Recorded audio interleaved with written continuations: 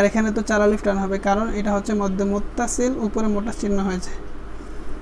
Calf ইয়া জবর কাইফা জবর ফা কাইফা, তা কাফ জবর তাক, ফা পেশ ফু, র ওয়াও পেশ রু, 1 আলিফ টান হবে, কারণ পেশের পরে জজমলা ওয়াও হয়েছে, নুন জবর না।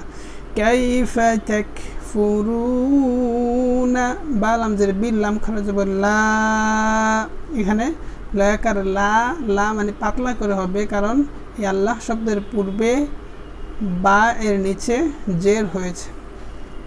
বিল্লাহ, হাজির হি, বিল্লাহি, ওয়াও জবর ওয়া, কাফ নুন পেশ কুন, এটা ইকফার গুন্না হবে, কারণ নুন সাকিনের পরে তা আসছে, তা হচ্ছে ইকফার হরফ।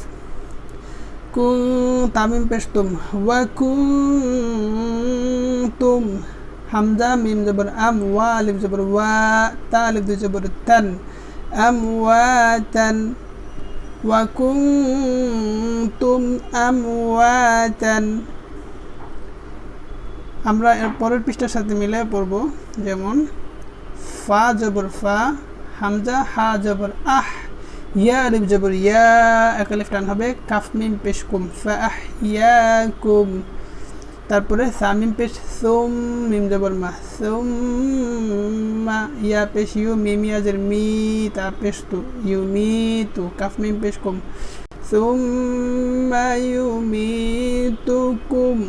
সামিম পেশ সুম, মিম জবর মা, সুম্মা।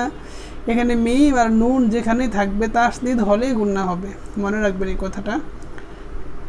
ইয়া হা পেশ ইউহ, ইয়া ইয়াজের ই, ইউহ ই, কাফ মিম পেশ কুম, ইউহ ই কুম। এটা একটু কঠিন, ভালো করে পড়ুন। ইউহ ই কুম। সামিম পেশ সুম, মিম জবর মা, সুম্মা। হামজাজের ই, লাম ইয়া জবর লাই, হাজের হি, ইলাইহি, তা র পেশ তুর, জিম জবর যা, আইন ওয়াও পেশ উ, নুন জবর না।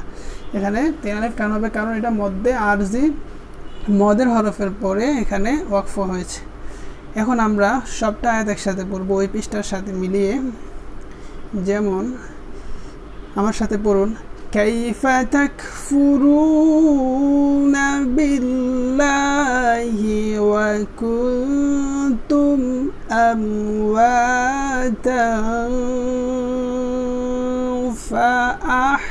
ফাআহইয়াকুম সুম্মা ইউমিতুকুম সুম্মা ইউহয়িকুম সুম্মা ইলাইহি তুরজাউন।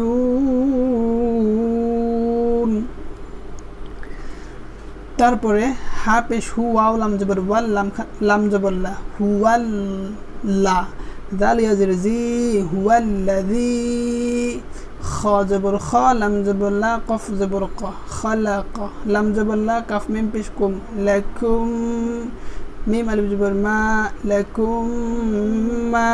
এখানে কিন্তু এই যে কাফের পেশটা মিমের তাসদিদের, যেই মিমের মধ্যে তাসদিদ আছে সেই মিমকে ধরেছে, তাহলে এখানে গুণনা হবে, লাকুম মা। ফা লামজের ফিল, হামজা র জবর আর, দ জের দি, ফিল আরদি, জিম জবর যা, মিম ইয়াজের মি, আইন আলিফ দুই জবর আন, জামিআন। যখন আমরা এখানে থামবো তখন জামিআ। হুয়াল্লাযী খালাকা লাকুম মা ফিল আরদি জামিআ। তারপরে সামিম পেশ সুম, মিম সিন জবর মাস, তা জবর তা, ওয়া খারা জবর ওয়া, সুম্মাস্তাওয়া। এখানে ওয়ার মধ্যে চিকন চিহ্ন দেখতে পাচ্ছেন, এটা 3 আলিফ টান হবে, কারণ এখানে মধ্যে মুনফাসিল।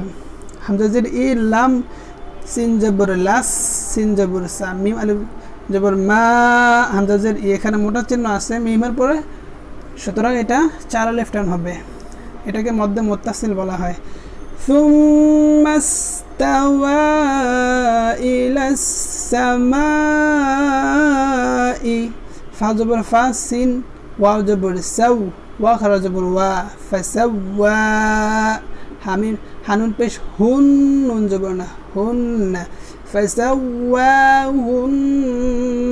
সিন বা জবর সাব আইন জবর আ সাবআ সিন জবর সা মিম খারা জবর মা ওয়া খারা জবর ওয়া তা 2 জের 3 সামাওয়াতিন থামলে সামাওয়াত। তারপরে একসাথে পুরো আয়াতটা বলবো, এখন শেষ করে নেই। ওয়াও জবর ওয়া হা পেশ হুয়া ওয়া জবর ওয়া ওয়া হুয়া বাজের বি কাফলাম পেশ কুল লাম জেরলি ওয়া হুয়া বি কুল্লি শিন ইয়া জবর শাই হামজা 2 জের ইন শাই ইন ওয়া হুয়া বি কুল্লি শাই ইন। এখানে তানবিনের পরে আইন আসছে, আইন হচ্ছে ইজহারের হরফ। ইজহারের হরফ 6টি। এই 6টি হরফের কোনো একটি হরফ যদি নুন সাকিন বা তানবিনের পরে আসে তাহলে গুণনা করা যাবে না, স্পষ্ট করে পড়তে হবে। 6টি হরফ হচ্ছে হামজা, হা, আইন, হা, গইন, খ। এখানে আইন আসছে, তাহলে আমরা এটা কীভাবে পড়বো? শাই ইন। এখানে শাই ইন এরকম গুণনা হবে না, শাই ইন। আইন জবর আ লাম ইয়াজের লি মিম 2 পেশ মুন আলিমুন আলিম। এখন আমরা সবটা আয়াত একসাথে বলি। হুয়াল্লাযী খালাকা লাকুম মা ফিল আরদি জামিআ সুম্মা ইস্তাওয়া ইলাস সামাই ফাসাওয়াহুন্না সাবআ সামাওয়াত ওয়া হুয়া বিকুল্লি শাইইন আলিম।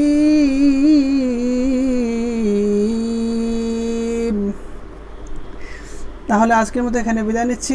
যদি কোনো পরামর্শ থাকে অবশ্যই কমেন্ট করে জানাবেন। আল্লাহ হাফেজ।